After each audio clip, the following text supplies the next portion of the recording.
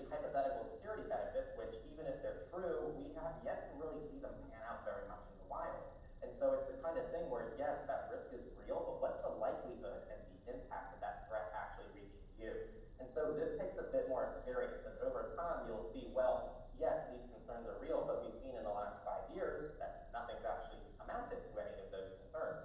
Whereas this thing over here that everybody seems to be ignoring is actually happening a lot more often than people are giving it credit for. So a lot of these things will come with experience, but I'd like to at least kind of paint a picture of what it looks like for all of you, regardless of where you are in the journey. The third thing is proportional response. So you need to match your defenses to the realistic threats and not imaginary ones. So you need to look at what you're trying to protect yourself from, see what the likelihood is and the impact of each of those threats, and then you need to form responses to those threats. So, let's just do an example here, which is I want to prevent identity theft. This is something that I hope everyone in the room and everybody listening online wants to protect themselves from, and I hope that this isn't a polarizing topic either. There's not a single person I think thinks identity theft is a good thing. So, who might want your data? Criminals, cyber criminals is an extension of that. Maybe even potentially someone who doesn't like you anymore, maybe an ex. All these different things are people who could fall into the threat model of identity theft. Now, what's the risk assessment? You might ask yourself, okay, my ex and I, we ended on really good terms. I know them, intimately, and I know they'd never do something like that, so that's not really a high risk for me. Or maybe it's the inverse. Maybe they have been stalking you, maybe they're giving you a lot of issues, and now that's a much more realistic threat. Then we go into the cyber criminals. We go, okay, what's the likelihood of them getting access to this information? Well, I have these 8 accounts, all of which have my social security number, and they've had like 3 incidents in the last year between all of them. So that's actually a pretty likely scenario. So I'm using hypotheticals, but this is how you should probably be asking yourself these questions. And then you have to find defenses to this. So identity theft is an easy one because all of them can be improved by just freezing your credit. But let's say your stalker X still has a key to your house. That is a very bad situation to be in, and you need to now fit that into your defense workflow. So ideally, you now change your locks as part of this.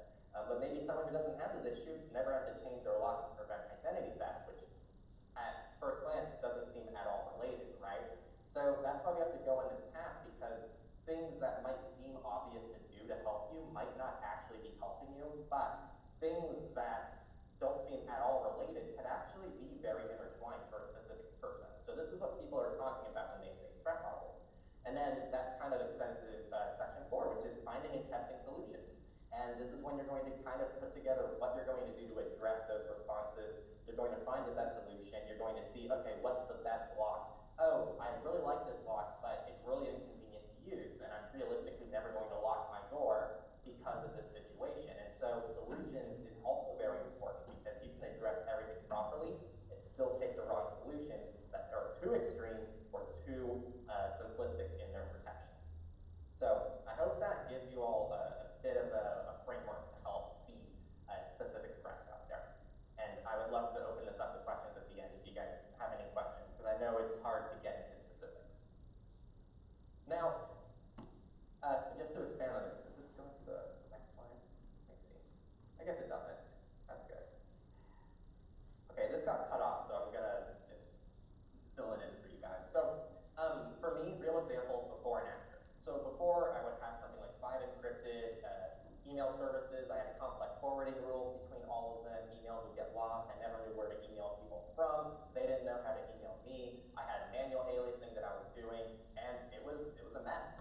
And nowadays, what I do is I just have one encrypted provider. I just set it up a simple login, and I just generate aliases as a simple login. And then I have one extra thing that it's all inside the same ecosystem. It's easy to use, and it actually improves my life. One pattern that you guys might notice to kind of indicate that you're doing things well is that privacy will actually feel like it's improving your life. Now when I get spam, I just disable a simple login alias. That's a life improvement there, because normally if you just use one email inbox with no aliases, you can't really stop spam. And so that is one easy improvement. It also means that when I sign up for services, they have their own dedicated email, and so if someone else starts using that email, I know that they gave my email to a third party. their life improvement. And none of this actually costs me almost any convenience. And so that's when you know you're doing privacy well. Another example is phone numbers.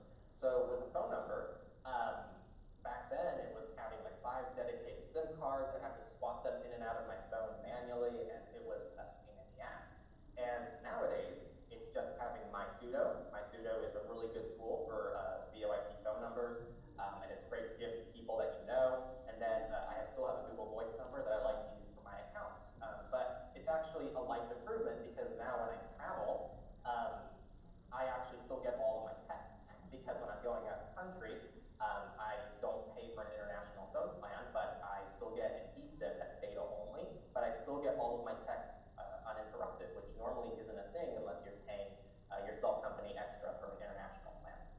So that's a very easy example of how it can actually be an improvement at times, without really being a hindrance. It also means when I'm using Craigslist, I'm just giving these alias numbers to people on Craigslist, which I don't really need or care about, and I don't have to feel like they're going to do anything crazy with my phone number. Another example is payment methods. So back in the day, it was having like cash only, or going to the Target and getting these prepaid Visa gift cards that you can get with cash, and then you can use them in stores or online. And nowadays, I just use privacy.com. Privacy.com makes everything wonderful.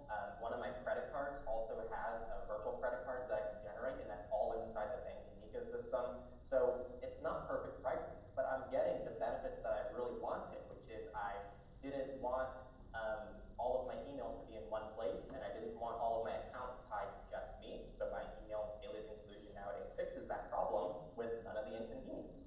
My phone number situation, I didn't want random strangers to have the same phone number as the people that I care about. That issue is fixed, and in fact has improved my life in a lot of ways. And same with the payment stuff. I now have third-party protection so that random people online don't have my actual credit card number, which is the thing I cared about most. And it's actually improved my life. And one of my credit cards, my privacy.com card specifically, was caught in a data breach. And they tried charging the card, and it didn't work because it only works with that specific merchant. So that's another example of where privacy actually helped me and didn't hinder me. So to kind of extend on this, what does good privacy look like? I think for most people, good privacy can be a better relationship with technology, because you'll have more control, you have better understanding of what's on your devices, you have better understanding of what your digital life looks like, so it's not so clustered everywhere and you're just kind of, you don't know what's going on. I think it can definitely improve peace of mind. I think bad privacy can make you have less peace of mind, and good privacy can give you more peace of mind, because you have stronger guarantees that your sensitive conversations are yours, your data is yours, and you're confidently speaking to the people that you should be speaking with and no one else. The third thing is better safety, right? Like, that is the inevitable thing that I hope is better, whether you have good or bad privacy, so that you, your data, and your loved ones are safer out there. That's, I think, a given. And the fourth is more freedom. Good privacy should enable you to have more freedom. It enables you to go on the internet and watch something and get ads that aren't personalized to you.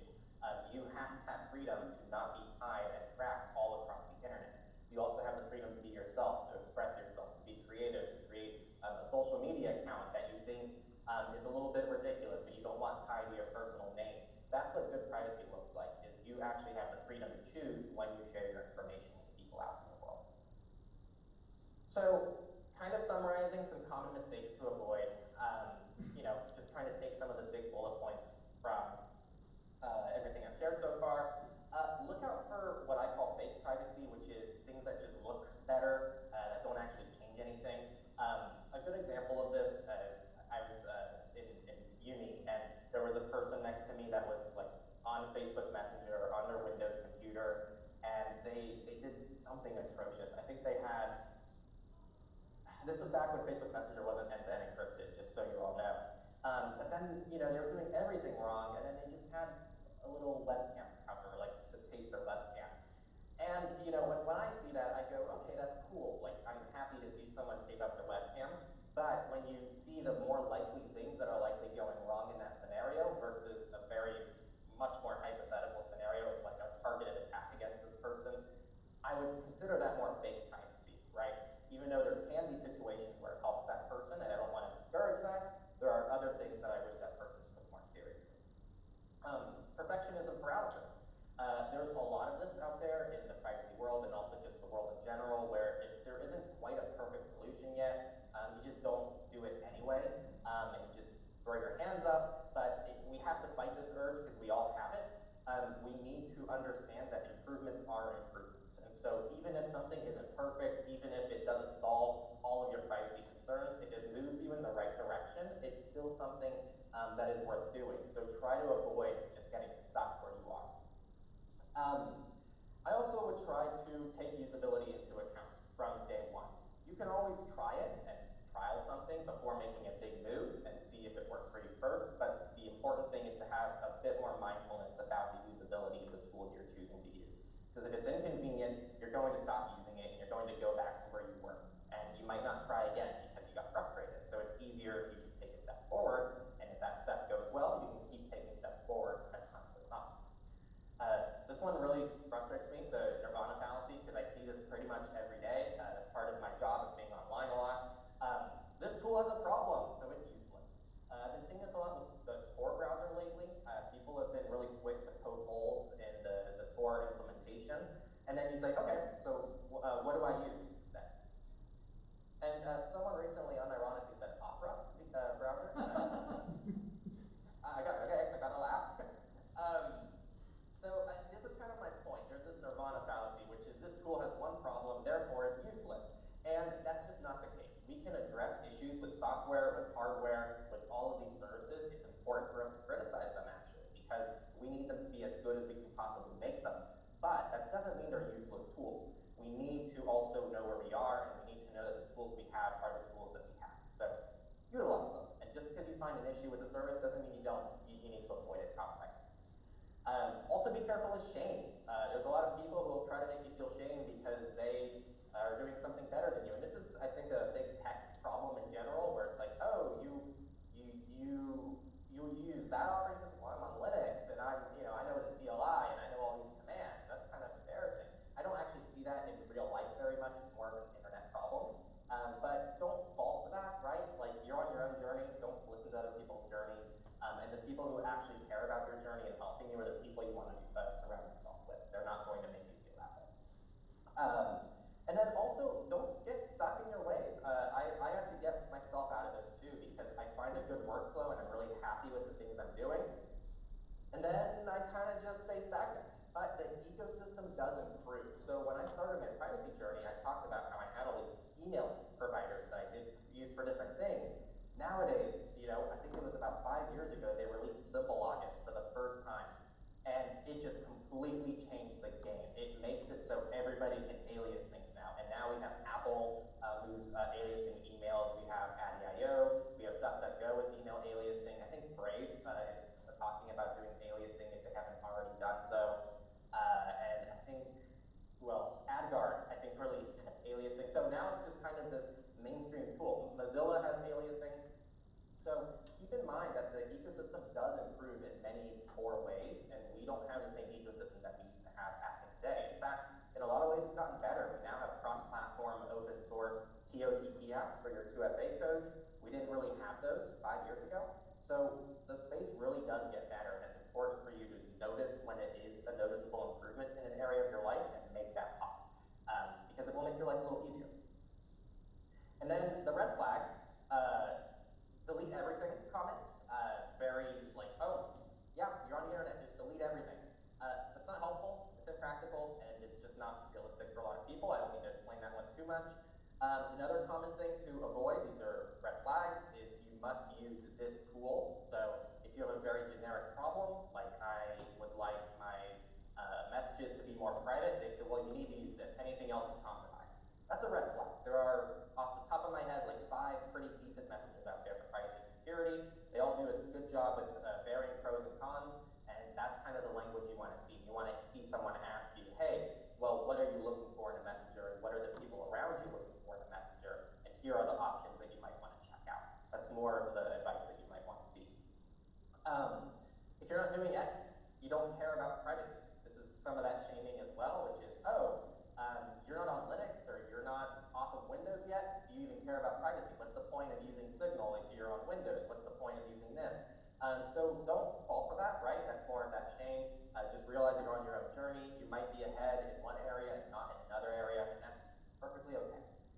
And then a lot of fear mongering. So there's a lot of panicking and a lot of, oh my gosh, there's nothing to do here.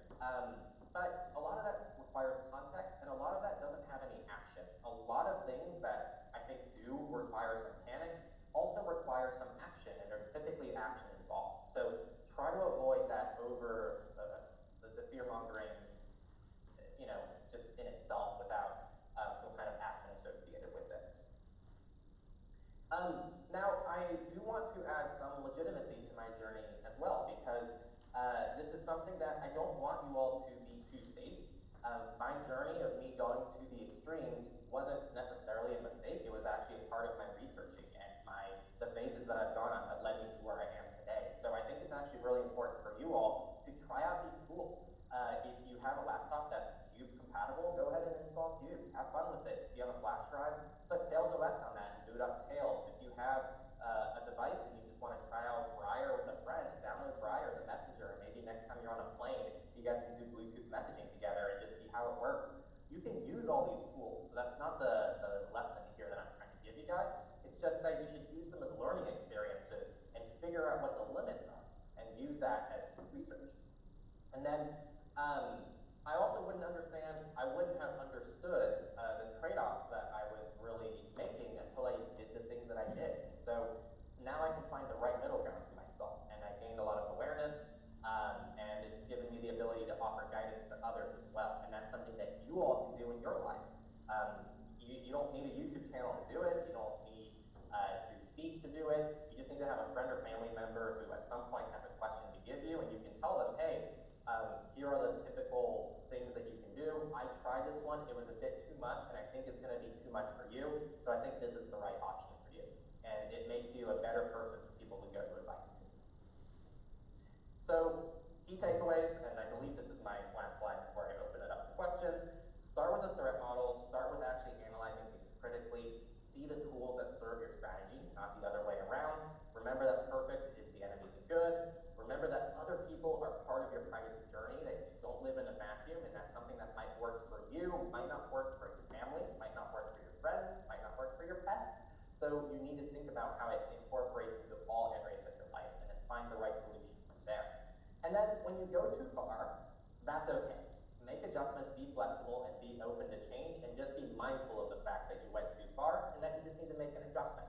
As long as you keep this journey going, it's like a staircase, right? If you push a little bit ahead, you realize, oh, that went a little far, maybe I'll step a little bit down, and you keep going from there. And then as a result, you end up ideally, you know, somewhere up higher. But I try to avoid saying destination, because I said earlier in the slide, I don't want privacy to be a destination, I just want it to be something that kind of coexists with you. So there is no destination on the stair, it's just a stairway that keeps going. That's all I have. You can always contact me on my website or directly through Techlore if you want. But I'd love to answer any questions. This is something I've been doing for 10 years, so I'm really passionate about it, and I'd love to just give any advice I can give you guys. But thanks for listening. Well, thank you so much, Henry. Really useful tips. And also to everybody watching online, I'm sorry that we did yet again, just like last month, had a slight audio snafu. As I was saying, it's only the second month we're doing this, so we're learning in real time, but I'm happy that according to chat, we fixed it, hooray. So hope you're all gonna get to hear any questions the room has for Henry here. So to the room, if you have a question for Henry, I strongly encourage you to come up to the front of the room to ask it, because the mic that lets people online hear what you said is up here.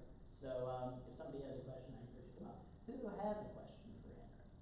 And I can kick it off if somebody does not yet. Yeah, don't be shy. All right, well, anyway, I'll kick this off with one to start while people are maybe thinking of some questions. So, I guess I'll just, out of curiosity, so what was your impetus to really like start Techlore? I mean, it's one of the more prominent privacy education channels on YouTube, and I'm just really kind of curious how it all came about. Yeah, it came about very accidentally, actually.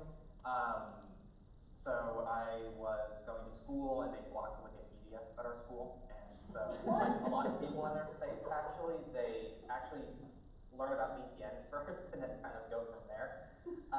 So I was trying to figure out how to access just a free VPN to go on our school network, and then I learned very quickly that there weren't very many tutorials on that back then. This is before like every YouTuber sponsored by a VPN company era, and so they were just a more rare tool back then, and no one made a guide about it on YouTube.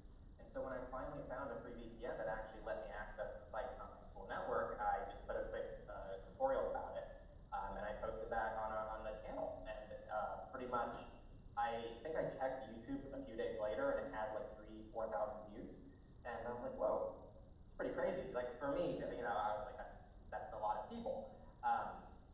And so I just kind of kept uploading guides and tutorials. So I started doing some Linux tutorials, and I started posting more about VPNs. I started posting things about Tor, and then it wasn't until 2017 that it really started shifting to become privacy, security, etc. And then I'd say in the last few years, it's shifted more to being just broader digital rights as a whole, and kind of expanding this to be a more, just open it up to more people, I think, not just privacy and security.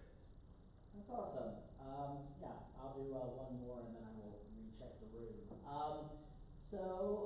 I really appreciate you emphasizing that, there are no perfect tools, there are trade-offs, and, it's really about your specific needs.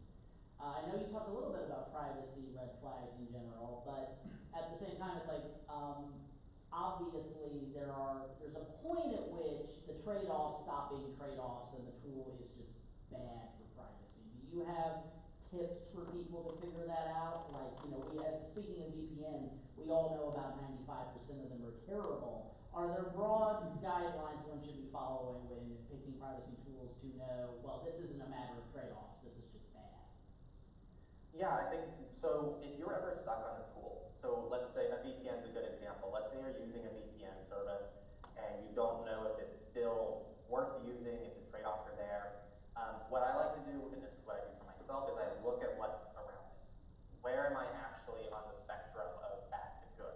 So what is the worst case scenario in the VPN example? It's maybe just using nothing. And then what's the best case scenario? I'm using Tor for everything. And then I kind of go through and I look at, okay, so now we're stuck between VPN versus VPNs. So let's say you're using Kevin VPN, and Kevin VPN is actually falling short of Molvad, iVPN, etc. Wait, my self-hosted WireGuard doesn't measure up? How dare you? Yeah, let's say your speeds are bad. Let's say you're not hosting it well. Let's say it's not open source software. Let's say they got in a data breach last year, and let's say it's the same price as something like Molvad. Then this is where a very obvious moment, and this is that upgrade moment I was kind of alluding to in the slideshow pops up, which is, oh, there's a very clear, better tool that is costing me the same amount of money. It won't really cost me any inconvenience, and it just makes more sense to use. And so there will be a lot of moments on this journey where you'll notice, oh, okay, this just makes more sense. A good example I can give in my personal life, I used KeePass, the password manager, for a long time. I think it's a wonderful password manager. No hate on KeePass. I still use KeePass because I don't like Yeah. cloud-based except for my job where it's a necessary evil. Yes, and it's a wonderful service, especially if you want to keep everything cloud-based. But I started using Simple Login, and then I found Proton's password manager, ProtonPass, and for me it was that pivotal moment of it actually addressed all of my issues that KeePass did. It is unfortunately cloud-based if you do want something fully cloud-based, but I respected the threat model, I respected their security implementation, and it has been nothing but a good move for me for convenience and security, as well as having better, consistent backups on other devices. So that was a very easy example that I can give for myself. But yeah, does that answer your question? Yeah, I think so. Basically, it's just sort of like, well, if there's a tool that it's not trade-offs, it's just literally better than everything you're doing, that might be a sign the tool you're using is not the best out there and you should move. Right. And it doesn't necessarily mean it's bad, but there's something just objectively better. Right. And it's okay when something's better. And sometimes things change in life as well. So sometimes it's not as obvious. So So maybe you move somewhere, and where you move has terrible internet, so a service that maybe relied on you self-hosting something, right? Like, let's say you have a NAS, now it's a lot slower to access your NAS remotely. So now maybe you need to start exploring end-to-end encrypted cloud providers for your drive storage. So sometimes things change in your life, and now you're having to do pros and cons and really making a list and saying, okay, well, let's try these out. And in those situations, if you still can't make a decision, try both things. There's very few examples I can give where you can't try a tool before moving to it. And that's something that people really don't seem to want to do for some reason, but it's very easy to just set up a browser, import your bookmarks and your history to the new browser, and just try it out and see if you like it for a few days. And if you don't like it, uninstall it and move back to what you were doing. So that's always an option as well. Cool. Yeah, do we have room, any questions for Henry? I mean, I can keep going, but I know our room can stay really brief. Yeah, you want to I can project maybe. well, and I can repeat it for the screen. Okay. Okay. Cool. I'm a public relations student at UT, and I'm going into marketing, and something that's like talked about a lot right now is targeted advertising, and I heard you mention it. I was wondering, in your education platforms, have you interacted with that concept a lot? And then if so, what are some recommendations that you give the people that you work with about like how to avoid targeted advertising? To summarize the question for the stream, and if Henry's not fully get it, it's basically like, what are broad tips you give people about targeted advertising and how they can minimize how much they're being targeted by advertising? Yes. So this advice always evolves because advertising gets more and more sophisticated as time goes on. I still, to this day, think you can take care of 80% of it if you're doing things inside of your browser. And within your browser, you have an ad slash privacy tracker built in. I love uBlock Origin. Go ahead. And just to clarify, maybe for the last time we say, you mean specifically, if you're on your phone, don't use an app. If you can at all use the web browser version or whatever it is, that will nuke a lot of the targeted advertising right there. Yes, so a good example is Instagram. Instagram can be used in Safari. You can actually add it to your home screen from the browser, and that way it opens inside of your browser. And then you can combine that with a tool. uBlock Origin is now on iOS. That was a very hidden announcement as of the last few weeks. uBlock Origin Lite on iOS, or I still use AdGuard on iOS. And then on Android, you have similar ad blockers that you can use as well, or certain browsers like Brave just do all of this for you out of the box. On desktop, same thing. uBlock Origin, browsers like Brave. Firefox also has some nice stuff built out of the box as well, but normally uBlock Origin with Firefox will be a bit better. Now, if you have to use an app, for example, a lot of apps do this via third-party SDKs, which is essentially code that exists inside of the app that's designed to track you and submit data to third parties. And in these examples, using things like custom DNS can help a little bit. So there are services out there, a lot of VPNs actually include filters. So like Molbad does this, they have an ad tracker and malware filter that you can use inside of their service. IVPN has something similar, Proton has something similar, and I think Windstrap does. All of those VPNs allow you to essentially turn on a toggle, and it'll actually block a lot of domains that are used by applications and websites to ping and send data that you have. If you don't use a VPN, you can replicate this using just a custom DNS provider. You can use Molbad's DNS. They have lists that you can get on their website. So type in MULLBAD custom DNS, or no, sorry, just say DNS, not custom DNS, Molbad DNS. And you'll see a list there. They lay out all the different DNS that you can set up on your phone, and they give you instructions and they lay out how to set it up. Or I like NextDNS as well. NextDNS allows you to pretty much add filtering yourself, so you can do things like block all social media at 6 p.m. to 10 p.m., but it also does everything else I shared with you guys as well. I hope that wasn't too much that I just threw over. Does that answer your question? Yeah, it does. Awesome. Thank you. I think you were next. Yeah, thank you.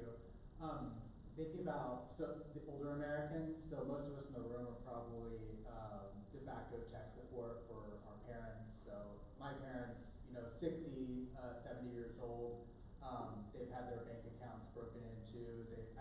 I've lost track how many times they've had their Facebook accounts taken over. So, thinking about balancing usability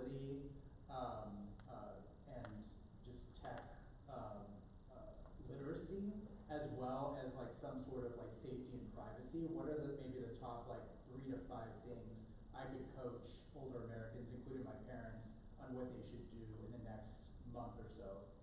Alright, so to repeat the question of the stream and just depending on how much Henry got, the question is basically, for those of us who are trying to assist people in our lives who may be older and less tech savvy, what are maybe the top 3 things we could help educate them on that would really improve their privacy and security? You know, like you're tired of your mom and dad keep coming to you saying my Facebook got hacked again. Like, what are the top 3 things for the, you know, not necessarily technologically illiterate, but they just weren't raised in the world we now live in? Right. It's funny because this remote thing's throwing me off because I couldn't hear you very much, and I'm like leaning in, thinking that that's going to make a difference. It's a Frankenstein's thing we've cobbled together. We'll keep learning. But yeah, so this is going to be really tough, and I wish I could give a very clear, direct answer. I can kind of speak to my experience as well as people in my life. It's going to depend on your family member, what they're comfortable with, and how well you know them, so I lean most into that. And some good examples I can give is I would really rely on tools that simplify a lot of what we're talking about as much as possible. So a really good example I can give is I think password managers are something that is really good to get people on because they're normally very easy to use. They normally take care of a lot of security for them. A lot of modern password managers actually have I been pwned integrated into the password manager, so it will alert them if any of their data is caught in a data breach. It can even handle 2FA for them as well, which again, this is why threat modeling is important, because if I'm talking to somebody who's trying to go for max security, I might tell them, hey, keep 2FA on a separate device, keep it offline, all of that, you know, more hardcore advice. But for them, just having 2FA on in the first place is actually going to give them a majority of the benefits. So work with them and give them tools that are very easy to use, even if they're not the tools that you might use. I recommend a lot of tools to my family members that I would never touch myself, and that's not because I'm giving them bad advice, I'm just giving them advice that they're actually likely to stick to, and it's overall still improving their privacy and security. And I think the best thing to do for any family member, just regardless, just install an ad blocker for them, like get uBlock on their browsers. I've never heard a single complaint about that one. Just show them how to turn it off if a website breaks, and then they're good to go from there. And that's one that most people just universally agree on. So what I'm hearing is your top 3 would be ad blocker, password manager, and maybe in the password manager 2FA, or teach them about a dedicated app if they're a little more tech savvy.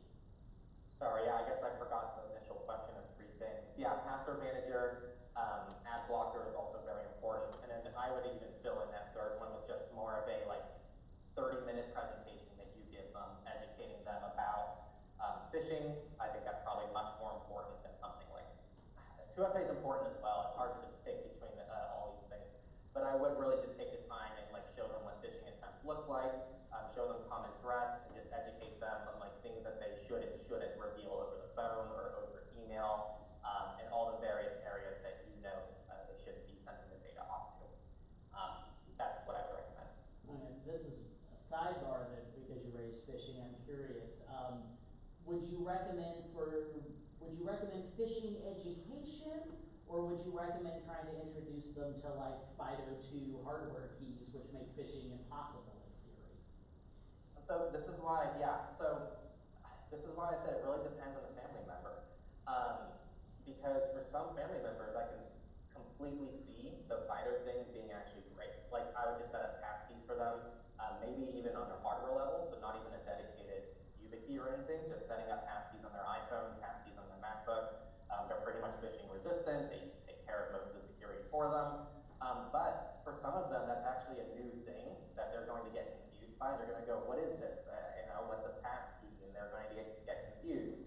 And so for some people, it might not be a good idea. So you need to ask them and maybe show them what it looks like, and you know them the best, and see what works for them. But as long as you're kind of getting into these discussions with them in the first place, I think you're going to probably find a good solution. And if it's not working for them, they're probably going to let you know pretty quickly, and then you just have to find a new solution as a response to that. But I think passkeys are a wonderful thing for this demographic. Yeah. I was just thinking because I was like, phishing education is well and good, and I think it's pretty easy to educate somebody to spot really bad phishing pages, but the really sophisticated ones that it's a perfect clone, and the only tell is that it's a Cyrillic A in the URL, I might get duped, so I wouldn't blame them if they got duped. None of us are immune to phishing. It is a thing. Yeah, I'm a fan, you know, if you're doing things a bit more securely, I'm a huge fan of using YubiKeys as a 2FA method, because then that does function as your essentially phishing resistance on top of a strong username and a strong password. But I think that's a bit beyond maybe for a family member, where I think a passkey is perfectly acceptable. Sounds good. Yeah, what's your question? So it's a more general question. So in my world, the most people I know, they still say, I don't care about privacy because I have nothing to hide. So obviously you speak to a lot of people. So in your experience, how do you see this trend evolving? Do you see more and more people caring about privacy? To repeat for the stream, I think the question is, you know, those of us in this space are often, who care about privacy, are often used to dealing with a lot of very apathetic people who say, I have nothing to hide, I don't care. Have you seen an evolution? Have you seen more people caring about privacy, and if so, why? I have. I definitely have. And unfortunately, people really start caring about privacy once a lot of times it's too late. Of course, I'm never going to say it's too late, because I think there's always something you can do. There's always a step you can take in the right direction. But normally something has already happened, and it's no longer a preventative measure, and it's a reactionary measure. And so when politics are a big reason for this. So somebody that someone doesn't like is talking about passing something that would now surveil them, or it puts them in jeopardy, it puts them in the crosshairs. And now freedom of expression is at risk, and they go, well, I need to hide my browsing history. I want to be able to look something up privately. I'm worried that I'm going to be targeted, etc. So I have seen a big uptick in the last few years in people who are more concerned about this and are more concerned about repressive regimes, and a lot of these more authoritarian style people who are popping up kind of all around the world right now. So I think there is a big attack right now on freedom of speech and freedom of expression, that people are very much so realizing the value of privacy a bit more. I don't know if that answers your question. It's very anecdotal, because some people might have the opposite experience, and they're like, people care less nowadays. I mean, with some of the crazy laws they've been passing recently, that would be a very interesting reaction if people cared less. But I'm always prepared to be disappointed. But I'm a bit annoyed, actually, because privacy has definitely made it into the mainstream, but it's been hijacked by people like Apple, who I think Apple does some good things for privacy, but they are too loud for what they offer. It's disproportionate, and so we need to kind of take back a little bit more of that privacy word, because right now, Facebook is like, you care about your privacy, here's why you shouldn't opt out of our bajillion things we're going to do to, to screw you over. Google, all these companies have privacy in their name, and they're trying to really capitalize on it, but I think we should really be pushing back on that, because I think now it's confusing consumers into thinking that they care about privacy because they turn off a toggle in their account, when it's a bit more sophisticated than that. Well, and I mean, Google literally just lost a lawsuit, but what do you know, the web and app activity privacy toggle, which a lawyer assured me must do something because they'd get sued if it didn't do anything. Right. I guess, and also because you brought up Apple, I guess, once again, this kind of gets into, well, different people, different spaces. I mean, to somebody like me, Apple's not private, because they secretly still log metadata on every app you open on their systems, basically. But is this a case where if you're trying to get somebody who just wants it easy and, good enough, it's still improvement of where they are, do you think Apple is like an acceptable compromise for grandma, even if like people like us are like, Apple's not private? Yeah, 100%. I mean, when people ask me for a phone recommendation or an ecosystem recommendation, it's almost always just a Pixel or an iPhone. I try to keep it very simple for them. I think that the operating system you're on is very important, but I think that there are more important things for most people. I think having a dedicated, safe, end-to-end encrypted messenger is a more important thing for most people than what their operating system might be doing.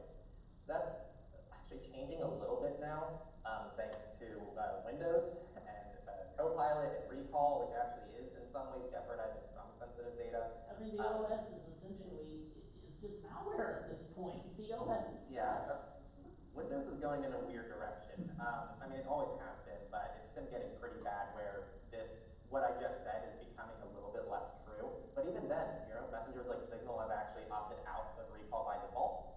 So you're still better off using Signal on Windows than using other messengers on Windows. And so I just think that these debates that we could have here are not the debates that my family members need to hear. And for them, I'd rather them be using password managers, things like passkeys, 2FA, preventing phishing attacks, and they can do all of those things on an iPhone. They can do all those things on a MacBook. And I would much rather have people use Mac OS than Windows when it comes to privacy if they don't know how to make Windows a little bit more private. Because out of the box, Windows is just a nightmare to deal with from this perspective. Did we had a question or maybe counter from you there? Well, sure, in some ways. So take the threat model analysis where you are in the world of Apple products, right, and you say, well, I'm going to look at Apple as a company and take the extreme example that the federal government of the United States is investigating me for terrorism. They're going to subpoena everything that I've ever done online or on a device ever. And I look at Apple and how they push back against trying to brute force attack the San Bernardino shooter's phone. And of course, a bounty of $1 million because money solves everything, and that's another point. But Apple actually filing, and then the filing said, we're not going to provide this because if we do, then it would completely open the door for not just people with privacy conscious, but other criminals could then go in and take it. Right. So then the metadata that leaks out every time you open an app and share it, well, what's Apple doing with that? Well, they're probably capturing it, reselling it, using it, maybe for targeted ads or something else. And I'm going to say, well, there are other ways to minimize the risk, and you could do it like the airline industry is, where you have 4 backups, 4 systems, 4 whatever, and still not go to the extreme that the speaker was talking about. Right. And Shelby and I were actually talking on the way here about a Linux phone that I had 10 years ago and completely sucked, and the data didn't work on it. I'm sorry to tell you, Linux phones still suck. Right, yeah. Yes. And so with Android products, then, and I'm looking at, in the legal world, I'm looking at the subpoenas that federal law enforcement sends to Apple and the ones they send to Alphabet, and the responsiveness is easily 20 or 30 fold. The amount of data and metadata that Google provides back in their responses is just pages and pages and pages and pages of shit, and Apple might just have a single line sorry. And for the same case, when I'm using, on the rare instance I have a client that used both an iPhone and an Android to do whatever they accused them of doing. Right, and I mean, to be clear, in almost all cases, I would totally agree with you that despite their flaws, Apple is certainly a much better company overall on privacy than Google, just from the different business model. And right, they similarly were pushing back against the UK's Online Safety Act, that Apple did not just say, roll over and say fine, they actually took some reasonable measures. So yeah, I mean, I would broadly agree with that. I mainly enjoyed Android just because of side loading, but Google's now trying to ruin even that, as I think Henry was talking about on his channel. Yeah, that one is unfortunate. Luckily, I mean, I say luckily, but that's mostly tied to Google Play services, but we don't know what that's going to look like fully, but I hope they don't do anything with that, except what makes Android. One question. No, I also agree with the gentleman in the audience. Apple is not a bad place to be, and especially now if you have advanced data protection on in your iCloud account, you enable lockdown mode. It's really hard to beat that kind of protection in a lot of ways. So. And what was you had another question? The question about social media. So a lot of Nepalese youth are out protesting because the government's trying to completely shut down social media. So in a case where you live in a repressive regime like Nepal, where they're trying to completely eliminate it, what would you do then if you no longer had traditional social media? Like what alternatives are there for people in countries like that? I think the question is, the protests in Nepal going on right now, the government completely trying to block all social media. What's your general advice for people who may need to communicate securely in less traditional ways? And I mean, spoiler alert, I suspect you'll say Signal, but what is your advice on that front? Yeah, I mean, I will say this is an area I'm not super informed on, right? I've lived in the US most of my life. It's really hard for me to text advice for censorship circumvention. So it relies on me having to read a lot of conflicting reports online. You're gonna see 70% of people say one VPN gets around censorship in one country, and then 30% of people say it doesn't work for them. So this is a very hard thing for me to research and really analyze and give good quality advice on. But a lot of the services do have built-in censorship circumvention. I know Signal, like Kevin said, does have that built in directly. There's a little toggle there. Proton has something built in as well, where it actually spoofs traffic from like big tech companies to make it seem like you're going through something like Google when you're really just accessing Proton, and it's all built into the app. You can always try to use traditional tools like VPNs, or Tor has something called Bridges, which is specifically designed for censorship circumvention. But what's going on in Nepal, I think Proton VPN actually posted on Twitter, there's this massive spike. It's like, you know, you have this very small little chart and boom. So a lot of people over there seem to be using VPNs to see if that works for them. And as far as I can tell, that seems to have some kind of result. But those are the places I would start. But again, I don't have much better advice because I'm not in situations to actually see what's blocked and what's not blocked and what would work and what wouldn't work. And it's going to rely a lot on anecdotes for people in the areas right now. And a lot of their voices are being censored. So it's a hard situation.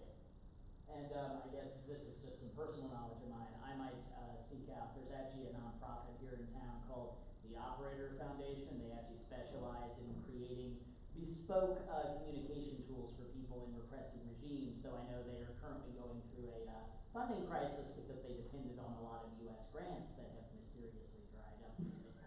Mysteriously. Do we have some other questions for Henry from anyone? I know you've already asked me for the video again. Yeah, so I know we didn't talk about it, but so some people make the distinction between privacy and anonymity. Do you have any, so do you think that's an important distinction? Do you think, how does that fit into this? All right, yeah, I'll repeat the question. Do you think there is a difference between privacy and anonymity? And if so, how would you characterize that distinction? Yeah, there's 100% a difference. And I think the most common example that I see shared online actually is about Signal. A lot of people get upset that Signal requires a phone number. It doesn't if you find a payphone, actually. There's a jailbreak to get around it if you find a payphone. Right, but you know, it still requires that, and it's so even with the payphone, I guess the payphone would add a layer of anonymity to the registration process, but ultimately it requires a phone number, and so they're not really going for an anonymity style of threat level. If you want something with anonymity, something like sessions, something like SimpleX, those don't require any unique identifiers to register. And so they're really chasing after anonymity, whereas Signal still protects privacy, right? Like you can register, I have my own Signal account, it's tied to my name. Signal doesn't have my name, but all my contacts see it's my name and they're contacting me on Signal. But Signal doesn't collect any major metadata, everything's end-to-end encrypted, it respects my privacy significantly. The 2 data points that Signal could give up if there was a court request would be the last time I logged in and when my account was open. And I guarantee that. But I don't have that much anonymity. In fact, I could even share my phone number to everyone in the group that I'm in if I really wanted to with Signal. So I think Signal's a good example and a good lesson on privacy versus anonymity. If that helps. Awesome. Other questions? Let me think. I'll do one now, so I'll see if anybody else is thinking of any final ones. Of course, we always can wrap up early, but I want to make sure we get all the questions answered. I'll ask another one. So yeah, I think I'm wondering. I think you are probably somebody with somewhat strong opinions on this topic, but you alluded to a bit that there's a lot of nirvana fallacy in the privacy space, and frankly, if you hung out in very hardcore privacy spaces, if you hang out on Mastodon, if you hang out in certain Signal chat rooms, if you hang out on Gas, Windy, whatever, it's like you hang out in the hackery corners of the internet.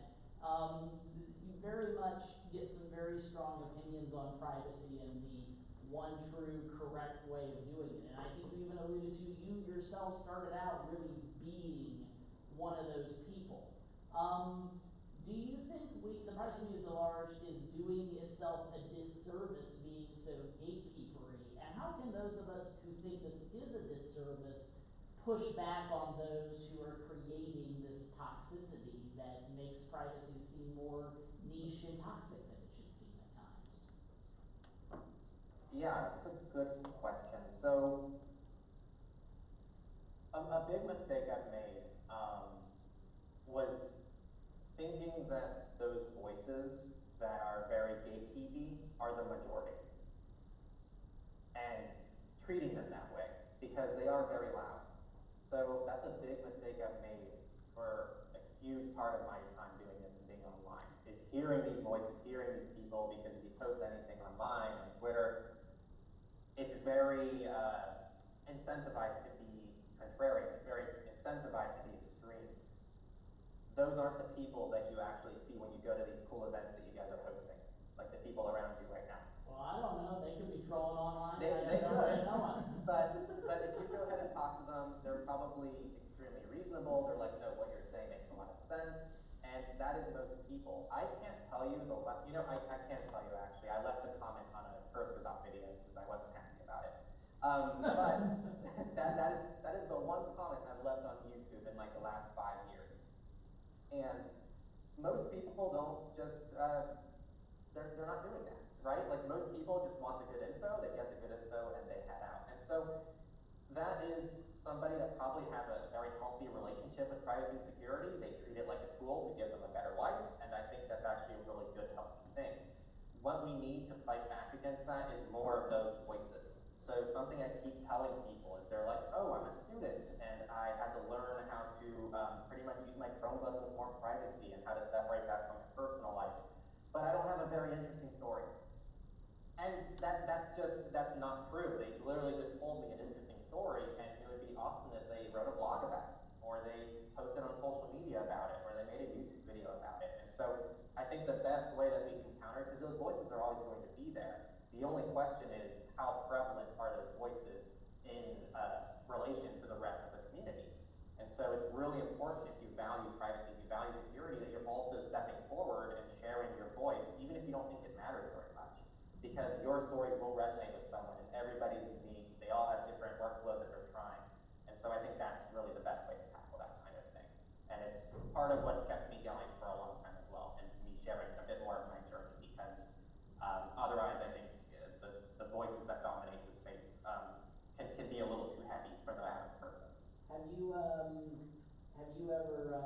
do you think there's a place potentially, I agree with what you said, do you think there's any place though for potentially trying to de-escalate some of the more extreme gatekeeper people, the people who privacy is their special interest and they feel a very much sense of identity around it, and so you're dealing with somebody who's being emotional. I mean, have you found these people reachable? Because they are an important part of the community, and for those who have extreme threat models, their advice often is essential. Yeah, and yeah, I think that's, I don't know, I've taken the approach of catering to a different person. That's really it. You know, like I think the extreme advice should exist. In fact, I give it sometimes. I try to be very clear when I'm giving it, like this is for very extreme high threat models. I really try to put it into context, because I think that advice still needs to exist, and so there is a place for that. I just think that I hate to say it, typically goes one way. Like normally, if you're the person giving more applicable advice, it's very easy for you to say they're catering to a different audience, and I feel like it's harder for those people to say that they're catering to a different audience. So I hear a lot of diplomatic reply. Yeah, so that's been my experience at least, but I think that everything that people are doing on the more extreme end of things is extremely valuable, and it just is catering to a different group of people, and that's okay. So it's just trying to be appreciative of that being there. That means I don't have to do that. That means someone else is doing it, and that means that they can both coexist. Is my point. Awesome. Any final questions before we think about maybe starting to wrap it up? Anybody who hasn't asked yet? Yeah. I do. So, I mean, obviously, I think we're all interested in privacy, but I think largely we'd be more interested in privacy for everybody, and everybody's answer shouldn't be, you know, we all have to use VPN and, you know, clutter our lives with tools that'll be helpful in privacy, but is not the answer for my mom, for my kids, for, you know, anybody else who exists in today's society. So I think overall, at what point do we have to point to legislators and say, you guys need to force these companies to stop collecting, right? Because the data is there anywhere. China's been caught buying data about specific individuals from advertisers. You know, same with the police. They'll just buy their data instead of going through a warrant. I mean, the data's there on almost everybody. At what point do we say we actually care about, you know, our amendment right to, I mean, I know that's for the government, but at the same time, you know, if the government has access to it, because they can just buy it. No, it's an excellent question. I think the question, Henry, to paraphrase, is like, at what point is it though maybe that we are all geeks who really like our privacy tools, and a lot of this stuff isn't a solution for a lot of ordinary people, and they shouldn't even have to be doing half this stuff? At what is, you know, there's, I think a previous speaker of ours one time talked about a concept that I don't know if he invented it or just popularized it, but I know Lawrence Lessig has talked about what he calls like East Coast and West Coast when it comes like to privacy, and essentially it's about how there's the technological approaches and then there's the legal legislative approaches. Like, I mean, what do you think the role of, basically how much do we need to like insist that there needs to be a national privacy law in America? Like, how much are these tools just us dealing with a intolerable situation and we need to actually somehow change it? A Band-Aid for the Yeah, I'm glad. Yeah. I'm glad you brought that up, actually, Kevin, because I was going to reference, it sounds very similar, actually. I was going to reference the Calix Institute has a really good chart on their website. It's a triangle, and the triangle is education, legal, and tech. And it's like a three-pronged approach to dealing with privacy and advocating for it. So the first one is just education. So it's a lot of what I'm doing, it's a lot of what other people are doing for the EFF, all the EFF guides on their website to help educate individuals, to help them get the tools that they need. And then there's the legal side of things, like what you're talking about, is bringing down the friction points to actually give people the bare minimum of privacy. And then the third one is actually using the tools, using the tech. We need all three of those to really have a successful approach. And they all work off of each other, right? The more that people are using these privacy-friendly tools, the more that it calls into question the legality of it all, and the more that comes into the spotlight.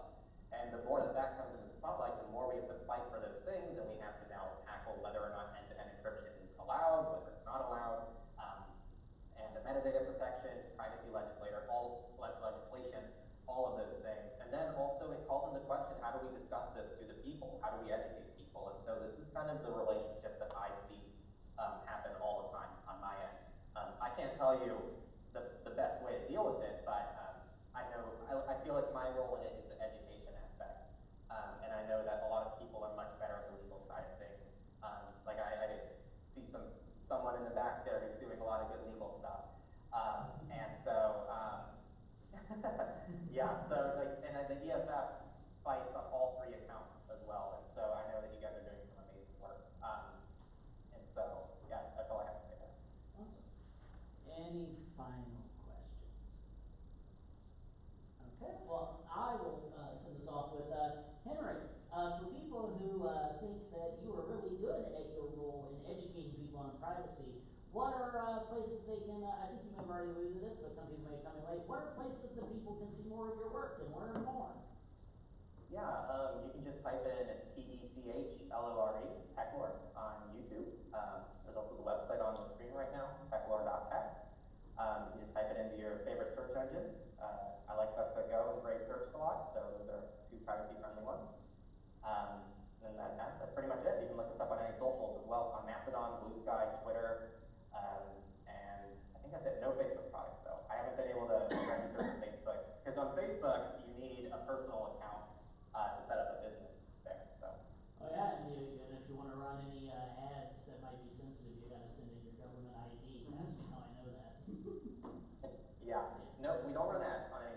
for the record, so. And I'm Rich, you also have a podcast, don't you? Yeah, so you guys might know Nate inside of EFF Austin. I don't know if he's there today. He's not here tonight, but yes, he's on our board. Yeah. Yeah, so he's on your guys' board. We host a weekly news podcast, Surveillance Reports. We just talk about the newest data breaches. We give you guys all the news you need to know to make the journey a little bit easier. We both actually started our own podcast separately where we cover weekly privacy and security news to help people stay up to date with things without needing to check every headline. And then we realized we were doing the same podcast, and so we just, Nate reached out, he's like, hey, you're doing the same podcast as me, so let's just do it together. And that's kind of the origin of that, so. And where can people, a lot of people like that one. and where can people see the surveillance report? Where can they get it? Same thing, just type in surveillance report on YouTube, your favorite search engine, Mastodon, Blue Sky, not Blue Sky, I think, for that one, and then Twitter and Mastodon. Awesome, awesome. And Spotify, Apple Podcasts, all those things. Awesome. Well, unless we have any final in at the bells, I think we will wrap things up here. So I want to give Henry a nice big round of applause for a very enjoyable talk. Love everything that the EFF and extensions of the EFF are doing. So yeah, huge appreciation. So thank you very much. Awesome. And thanks to everybody watching online, and thanks for being a little patient as we dealt with technical issues again this month. We hopefully third time's the charm on our next remote speaker, though next month in person will be the speaker. So yeah, you'll tune in then and see that. But thanks everybody out there, thanks everybody here, and thank you, Henry, and we'll catch you next month.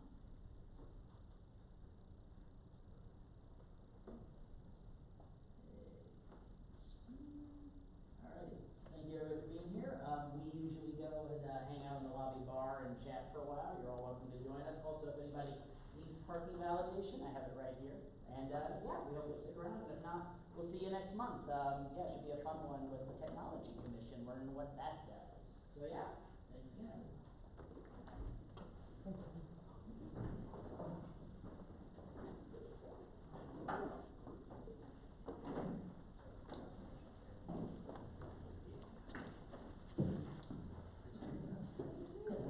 Well, you know, as I said, I always educate myself on something new, but I got tired of people correctly complaining how bad trying to do a remote speaker on that was, so we decided to up the game. Public relations, I'm going down a marketing track. It's so, you gonna be able to stick around, or you gotta deal with it? Okay, cool. I didn't know if you were still having to deal with the things you're having to deal with right now. oh, really? I know, it's always fun. Forget that. Aw. Can I have one of your? Yeah. You got this? Before I You go got this? about her I'll house. stick around. Awesome, yeah. That's right, my first legal briefing yesterday was Awesome. awesome. Thank you.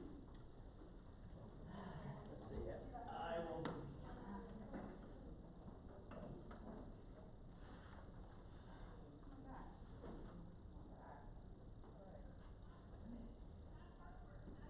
Hey, I'm Steve Swarovski.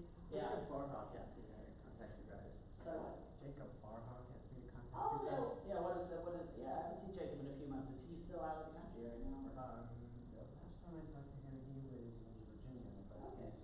he's, usually hanging out in Israel, so.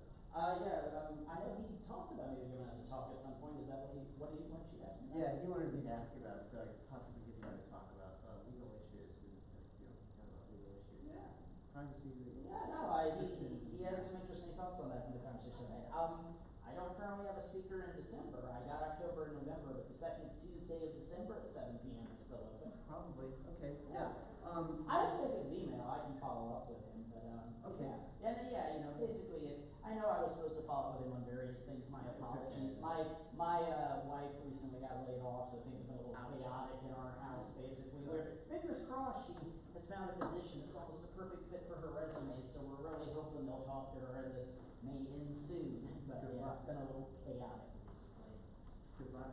Yeah, you know, at least I still have my job. You know. Where are you working? Work at a med tech startup. I'm the director of technology. Oh, cool. Pays the bills. Yeah, okay, so, Yeah, thanks for coming. Hope you have a good time. Is there a good spot to look for for tools? He mentioned like So EFF, National EFF on their website, they have a resource called Surveillance Self-Defense. That's a wonderful. Yes, EFF.org. And actually that, if you go to SSD, Surveillance Self-Defense, ssd.eff.org, there's a lot of, there's other resources I can give you, but that'll keep you busy for a while right now.